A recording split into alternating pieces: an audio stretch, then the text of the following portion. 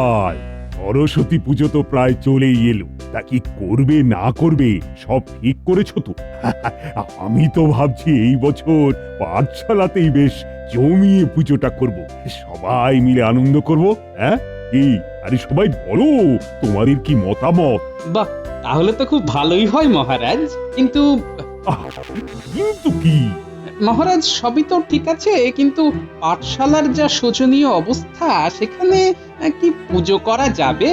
হ্যাঁ মহারাজ, পাঠশালার অবস্থা খুবই খারাপ, চারিদিকে ভেঙে পড়ছে। সেখানে শিক্ষাদান করাই খুব দুঃসাধ্য হয়ে পড়ে। তাই নাকি? এই মন্ত্রী, এ আমি কি শুনছি? এই পণ্ডিত আর গোপাল দুজনে মিলে দেখছি আমায় বিপদে ফেলে দেবে। মহারাজ, ঠিক আছে ঠিক আছে, আমি তো এতদিন জানতাম না এই ব্যাপারে। ঠিক আছে, আমি দেখে নিচ্ছি। কিন্তু মন্ত্রী মশাই, আমি তো আপনাকে বলেছিলাম এই বিষয়ে। ওই বলেছিলাম না, আসলে এত চারিদিকে চাপ। কিন্তু তাহলে সরস্বতী পুজোটা কোথায় হবে? টেকো, দাঁড়া বেটা টেকো, তোর ব্যবস্থা আমি করছি। মহারাজ, আমি বলি কি, গোপালের বাড়ি তো অনেক বড়, সামনে অনেক জায়গা, তা গোপালের বাড়িতেই এবছরে সরস্বতী পুজোটা হোক না। গোপালের নাতি নাতনিরাও আছে, সব জোগাড় যন্ত্র হাতে হাতে করেও দিতে পারবে। আরে, এই মন্ত্রী তো দেখছি আমার উপর পুরো বিষয়টা চাপাতে চাইছে। বাহ বাহ বাহ বাহ, এ তো বেশ ভালো কথা বলেছো তো মন্ত্রী। গোপাল, বলুন মহারাজ। কি তোমার কোনো অসুবিধে নেই তো? মানে মহারাজ, আপনি কি যে বলেন, পুজো করতে কেউ কি আপত্তি জানায়? গোপাল নিশ্চয় পারবে। কি গোপাল, পারবে না? যা খেতে ফেলেছি না, কেকোটা এবার বুঝবে মজা। তাহলে গোপাল, সরস্বতী পুজোর সব জোগাড় যন্ত্র শুরু করে দাও। তোমার বাড়িতে এইবার ধুমধাম করে সরস্বতী পুজো হোক।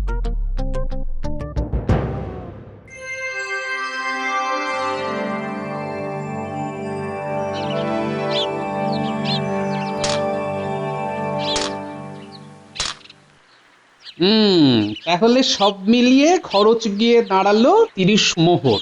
হ্যাঁ গো, তুমি এত টাকা কোথায় পাবে? নাহলে মহারাজকে বলে দাও না এই দায়িত্ব ফিরিয়ে নিতে। অর্থ তো যে করেই হোক জোগাড় করতে হবে গিন্নি। আর মহারাজ যখন নিজে আমার উপর একটা দায়িত্ব দিয়েছেন, তখন তো আমি কাজটা অসম্পূর্ণ করে ফেলে দিতে পারি না। হুম, সেটাও তো ঠিক গো, কিন্তু কি করবে? ভাবছি গিন্নি, ভাবছি কি করা যায়। পণ্ডিত মশাই তো এখনো এলো না দাদু।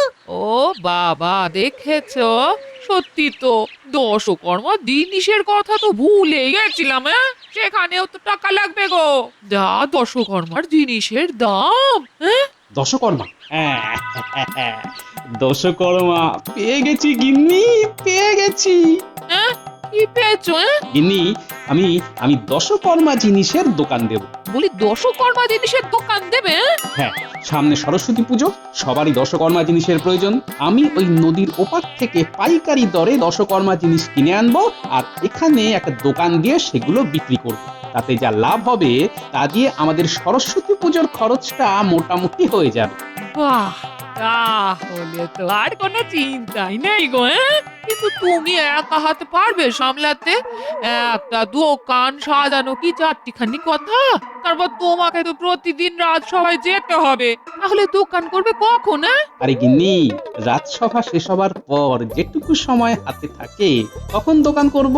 আর তাছাড়া আমার নাতি নাতনি গুলো তো আছেই, ওরা একটু দেখবে। কিরে, তোরা পারবি তো? পারবো পারবো। হ্যাঁ হ্যাঁ পারবো। আরে দাদু, তুমি কিচ্ছু চিন্তা করো না, তুমি শুধু বলবে যে কি করতে হবে, বাকিটা এই আমরা সবাই মিলে সামলে দেব। বেশ, তাহলে কাল ভোর ভোরই আমি বেরিয়ে পড়বো, বুঝলি, পাইকারি দরে দশকর্মা জিনিস কিনতে। আর তোরা এদিকে বাজারে দোকানটা বানিয়ে নে, কেমন? আচ্ছা, তোরা দোকান বানাতে পারবি তো? পারবো না আবার? তুমি শুধু এসে দেখোই না আমরা কেমন দোকান বানাই। ব্যাস, তাহলে তো আর কোনো চিন্তাই থাকলো না। এখন শুধু ওপার থেকে জিনিসগুলো নিয়ে আসার পালা।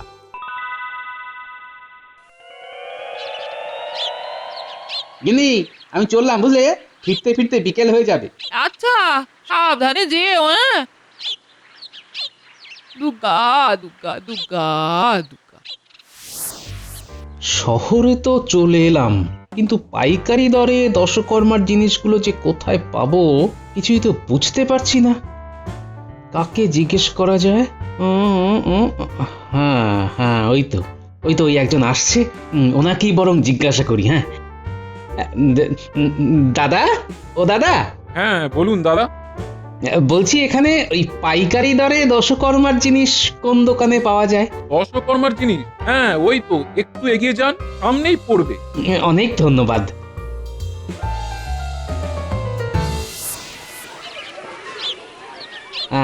এই দোকানটাই তো মনে হচ্ছে।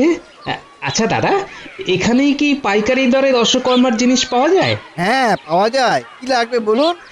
ইয়ে মানে আসলে আমি একটা ছোট্ট দশকর্মার দোকান দেব, কি কি জিনিস লাগবে? ও, নতুন দোকান খুলবেন? জিনিস বলতে ওই তিল, জব, ধূপ সবই লাগবে। ঠিক আছে ঠিক আছে, অল্প অল্প করে সব গুছিয়ে দিন যাতে একটা দোকান সাজানো যায়। হ্যাঁ হ্যাঁ ঠিক আছে, এই নিন একটা দশকর্মা দোকান সাজানোর জন্য সব আছে। আচ্ছা ধন্যবাদ। নিন, এবার দাম মিটিয়ে জিনিসগুলো নিয়ে যান। কত হলো দাদা? 50 মোহর। এই রে, 50 মোহর! আমার কাছে তো এত অর্থ নেই। মাটির ভারে 30 মোহরের মতো জমেছিল, সেটাই নিয়ে এসেছি। কি করি এখন? ওই দিন হ্যাঁ, ইয়ে মানে ওই আসলে আমার কাছে না 30 মোহর আছে, বাকিটা যদি পরে দিই। আসলে বুঝতেই তো পারছেন। তো পুরো দাম না দিলে তো জিনিস দিতে পারবো না। একটু দেখুন দাদা, আমি আমি আমি কথা দিচ্ছি, আমি 1 মাসের মধ্যে আপনার সব ধার মিটিয়ে দেবো। হ্যাঁ না না, ওইভাবে আমি আপনাকে জিনিস দিতে পারবো না, আমি তো আপনাকে চিনিই না। পরে যদি আপনি আর ফিরে না আসেন, না না, হ্যালো করি মা করতে। হ্যাঁ দাদা দেবো। উফ, কি যে করি। আরে এটা কি? আরে এই আংটিটাই তো মহারাজ আমাকে পুরস্কার হিসেবে দিয়েছিলেন। এই আংটিটাই এই লোকটার কাছে বন্ধক রাখি। হ্যাঁ, পরে দোকান থেকে উপার্জন করে সুবিধে মতো নিয়ে যাব। হ্যাঁ, ও দাদা। আরে দাদা, আপনাকে তো বললাম আরে জিনিস দেবো না। আচ্ছা দাদা, আমি যদি এই আংটিটা আপনার কাছে রাখি, মানে বন্ধক হিসাবে রাখি, তাহলে দেবেন তো? পরে আমি সুবিধে মতো আপনাকে বাকি অর্থ দিয়ে এই আংটিটা নিয়ে যাব। দেখি দেখি কোন আংটি দেখ। বাহ, এ তো অনেক দামি আংটি, অনেক দাম হবে, দেখেই দি। লোকটা বাকি মোহর না দিতে পারলে আংটিটা আমার হয়ে যাবে। ঠিক আছে ঠিক আছে, যান জিনিসগুলো নিয়ে যান। অনেক ধন্যবাদ। আরে আরে ওই দিকটা ভালো করে ধর ধর। হ্যাঁ হ্যাঁ, আমি ধরেছি, তুই পেরেকটা লাগা। ব্যাস, দোকান বানানো হয়ে গেল। এবার শুধু দাদুকে জিনিসগুলো নিয়ে আসতে দে, তারপর আমরা সবাই মিলে দোকানটা একেবারে রমরমিয়ে চালাবো।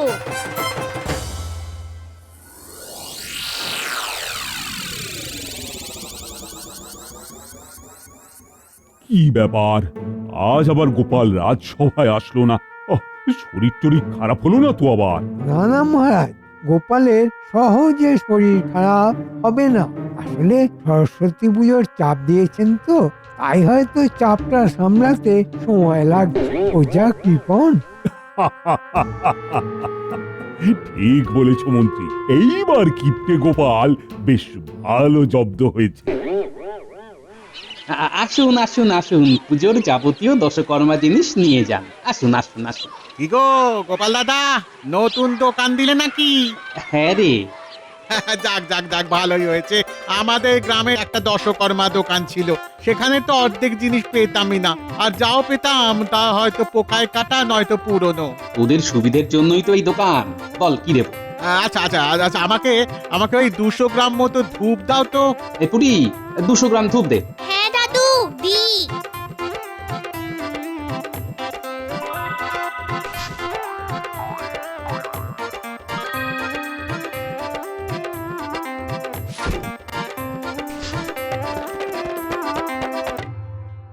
যাক, সব সবজির বাজার মোটামুটি বিনা পয়সাতে হয়ে গেল।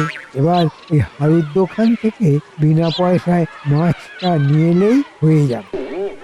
এ কি, গোপাল দেখছি দশকর্মার দোকান দিয়েছে, তার মানে গোপাল নতুন ব্যবসা করছে। দেখে হচ্ছে ব্যাপারটা কি গোপাল, নতুন দোকান দিয়েছো নাকি? আরে মন্ত্রী মশাই যে, আসুন আসুন আসুন। বাবা, তুমি তো দেখছি ব্যবসা খুলে বসেছো। এদিকে রাজসভা থেকেও কামাচ্ছ, আবার দোকান থেকেও কামাচ্ছ। তোমার তো দেখছি ঘটে অনেক বুদ্ধি। মহারাজের থেকে অনুমতি নিয়েছো? আমি দোকান দিয়েছি আমার অর্থ দিয়ে, এতে মহারাজের অনুমতি নেবার কি আছে? আর রাজসভার কাজে ফাঁকি দিয়ে দোকান করছি এমন তো নয়। ওই দিক সামলে তারপর দোকান করছি, এতে তো মহারাজের সমস্যা হবার কথা নয়, তাই অনুমতি নেবারও প্রশ্ন আসছে না। আচ্ছা, আপনি যে প্রতিদিন মহারাজের নাম ভাঙিয়ে সবজি মাছ এগুলো বিনে পয়সা নিয়ে যান, এগুলো মহারাজ জানেন নাকি মহারাজের থেকে অনুমতি নিয়ে আপনি এসব করছেন? ঠিক আছে গোপাল, তুমি আমাকে এভাবে অপমান করলে তো দেখো আমি কি করি। এর ফল তোমাকে ভুগতেই হবে, আমি তোমাকে বলে দিয়ে গেলাম। গোপাল দাদু, মন্ত্রী মশাই তো রেগে মেগে চলে গেলেন, এবার কি হবে? মহারাজকে গিয়ে যদি উল্টো পাল্টা কিছু বলেন? আরে বলুক না, কি বলবে, আমিও দেখতে চাই মন্ত্রীর দৌড় কত। কি গোপাল, কাল রাজসভায় ডুব মারলে কেন? মহারাজ, গোপাল আর কি বলবে? ও তো নতুন ব্যবসা শুরু করেছে, বাজারে নতুন দোকান দিয়েছে, দশকর্মার দোকান। তাই নাকি? আমার কথা বিশ্বাস না হলে আপনি গোপালের কাছে শুনুন না মহারাজ। কি গোপাল, তুমি নাকি দোকান দিয়েছো? কই, আমাকে তো এই বিষয়ে কিছুই বলনি। আসলে মহারাজ সময় পাইনি, ভেবেছিলাম বলবো, কিন্তু পরশু বিকেলেই ঠিক হয় যে একটা দোকান দেব। কাল তো সারাদিন মালপত্র আনাআনি করতেই চলে গিয়েছে। আজকে ভেবেছিলাম আপনাকে বলবো, কিন্তু থাক থাক, আর কিন্তু করতে হবে না। মহারাজ, আজকে সকালে আমি যখন বাজারে গিয়েছিলাম তখন গোপালের দোকানে গিয়েছিলাম। গোপালকে গিয়ে বললাম, কি গোপাল, দোকান দিলে? মহারাজকে জানিয়েছো? তা আমার মুখের উপর সে কি কথা, আপনি ভাবতেও পারবেন না মহারাজ। বলে কিনা দোকান দেবে নিজের অর্থে, তাতে আপনার কাছে জানানোর কোনো প্রয়োজন বোধ নাকি ও করে না। তাই নাকি?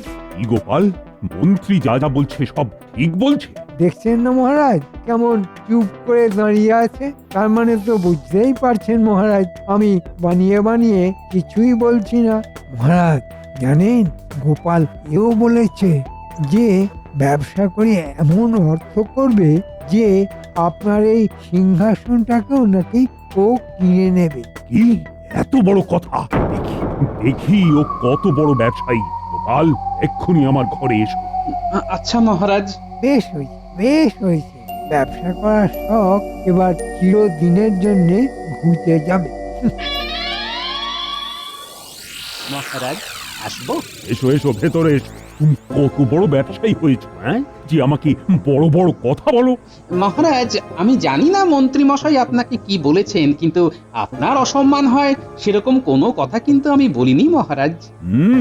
এ তো আমি বেশ ভালোই বুঝতে পারছি। আচ্ছা, কাজের কথায় আস। শোনো, নতুন ব্যবসা শুরু করতে হলে তোমাকে খাজনা দিতে হবে 100 মোহর। যদি 100 মোহর খাজনা দিতে পারো তবেই ব্যবসা করতে পারবে, না হলে কিন্তু পারবে না।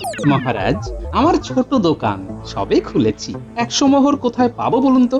আর এইরকম তো কোনো নিয়ম নেই মহারাজ। ও, তুমি আবার আমাকে নিয়ম শেখাচ্ছ?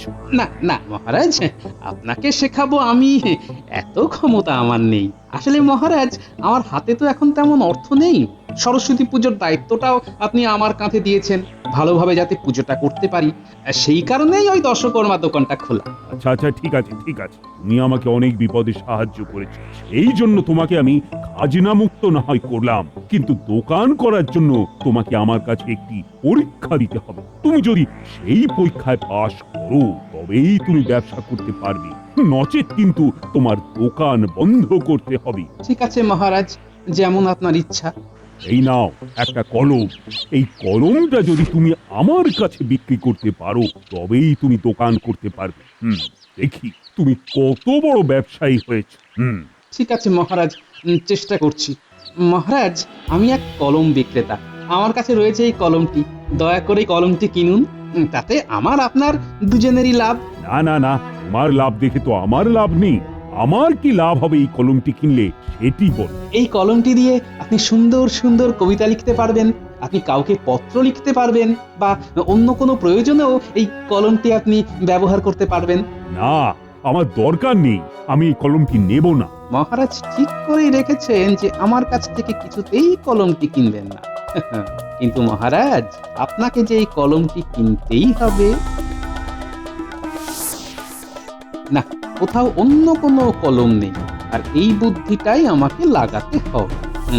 গোপাল, চুপ কেন? হেরে গেলে তবে? হ্যাঁ মহারাজ, আমি হেরে গেলাম, আমি হার স্বীকার করে নিচ্ছি মহারাজ। যাক, তাহলে স্বীকার করলে। মহারাজ, একটা ছোট্ট আর্জি আছে, আমি যে হেরে গিয়েছি সেটা একটা কাগজে আমাকে লিখে দিতে পারবেন মহারাজ? হ্যাঁ, কেন পারবো না।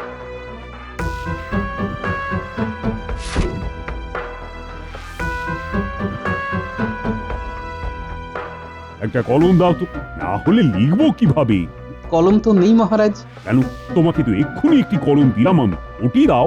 ওটা তো এখন আমার কলম মহারাজ, আমি এখন ওই কলম তো বিক্রি করব না মহারাজ। হ্যাঁ, কিন্তু তাহলে আমি লিখবো কিভাবে? ঠিক আছে, বিক্রি করতে পারি, কিন্তু আমার 100 মোহর চাই মহারাজ। হ্যাঁ, তুমি আমাকে 100 মোহর দেখাচ্ছ? এই নাও, এই নাও 100 মোহর। তাহলে মহারাজ, শেষমেশ আমিই তো জিতলাম। হ্যাঁ, তুমি জিতলে, কিন্তু কিভাবে? এই তো আপনি এক্ষুনি আমার কাছ থেকে এই কলমটি 100 মোহর দিয়ে কিনলেন, আর আপনার কথা মতো আমি আপনাকে কলমটি বিক্রি করতে পারলে আমি জিতে যাব, আর আমি সেটা পেরেছি। গোপাল, তোমার কিছু বুদ্ধি আছে বটে মাথায়। যাও যাও যাও, তোমার দোকান তোমারই রইল। তোমার বুদ্ধির সাথে পারে এমন মাথা কারো আছে নাকি? এই এই 100 মোহর দিয়ে জমিয়ে সরস্বতী পুজোর জোগাড় করো।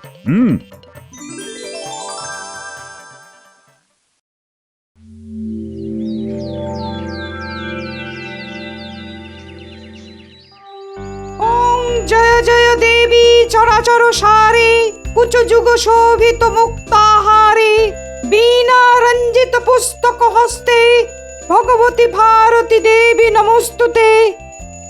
ওং সরস্বতী মহাভাগে বিত্তে কমললোচনে, বিশ্বরূপে বিশালাক্ষী বিদ্যাং দেহি নমস্তুতে। সবাই এইবার দেবীর পায়ে পুষ্পাঞ্জলি দাও।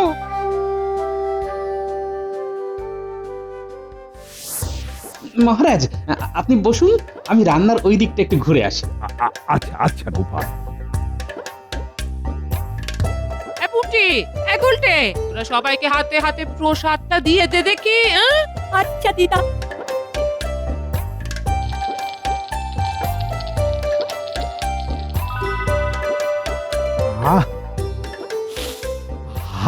কি গন্ধ! এই গন্ধে খিদেটা যেন আরো 4 গুণ বেড়ে গেল। যাই, একটু রান্নার ওই দিকটা ঘুরে আসি।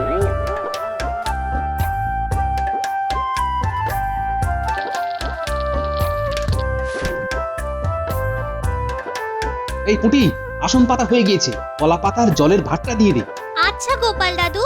মহারাজ, চলুন খেতে বসবেন, চলুন। আচ্ছা আচ্ছা আচ্ছা, চলো চলো চলো। এই যে সেনাপতি মশাই, রাজবৈদ্য, চলো চলো সবাই চলো। হ্যাঁ, মানে মন্ত্রীটা কোথায় গেল বলো তো গোপাল? মন্ত্রী মশাই বাইরেই আছে মহারাজ। আচ্ছা আচ্ছা আচ্ছা। কি মন্ত্রী মশাই, আপনি এখানে? যান যান, সবাই খেতে বসে গিয়েছে। ও তাই নাকি? আচ্ছা আচ্ছা, আমি যাচ্ছি গোপাল। যান না যান, আপনাকে আজকে এমন হেনস্থা করব না, শুধু আপনি দেখতে থাকুন মন্ত্রী মশাই।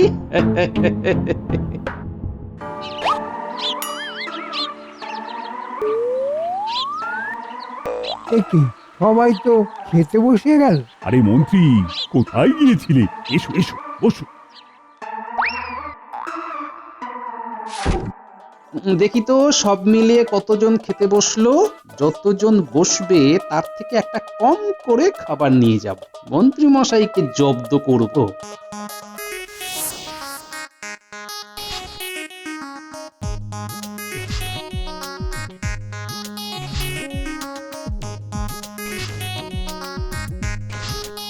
যা, বেগুনি শেষ হয়ে গেল। তাহলে কি গোপাল আমি বেগুনি পাবো না? আরে পাবেন না কেন, নিশ্চয়ই পাবেন মন্ত্রী মশাই। ভাজা হচ্ছে, লাবড়াটা নিয়ে আয়। খান মহারাজ, ভালো করে খান। আর রাজবৈদ্য লজ্জা পেও না, কিছু যা লাগবে চেয়ে নিও। যা, লাবড়াও শেষ। মন্ত্রী মশাই, আপনার ভাগ্যে মনে হয় শুধু খিচুড়ি আছে।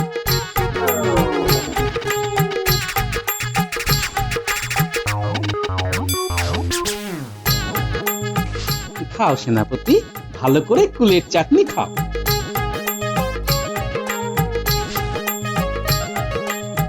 এটা কি হচ্ছে গোপাল? সবার পাতে চাটনি আর আমার পাতে শুধু বীজ। আর কি করব বলুন মন্ত্রী মশাই, আপনাকে যখনই দিতে আসছি তখনই সব শেষ হয়ে যাচ্ছে। আপনি আজকে ওই কুলের বীজটাই খান, আমি বরং অন্যদিন আপনাকে নিমন্ত্রণ করে কুলের চাটনি খাওয়াবো, কেমন? কি মহারাজ, সব ঠিক আছে তো? হ্যাঁ হ্যাঁ, বেশ জমিয়েই ভুরি ভোজটা হলো। ও বাবা! মহারাজ, আপনি যদি মন্ত্রী মশাইয়ের কূটবুদ্ধিগুলো না শুনতেন তাহলে আপনাকে আমার কাছে হাঁটতেও হতো না, আর আপনার 100 মোহরও খরচ হতো না। হ্যাঁ গোপাল, ঠিকই বলেছ।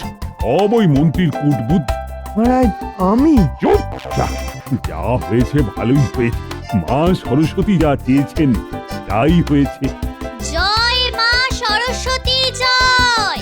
জয় মা সরস্বতীর জয়, জয় মা সরস্বতীর জয়। জয় মা সরস্বতী জয়, জয় মা সরস্বতী জয়।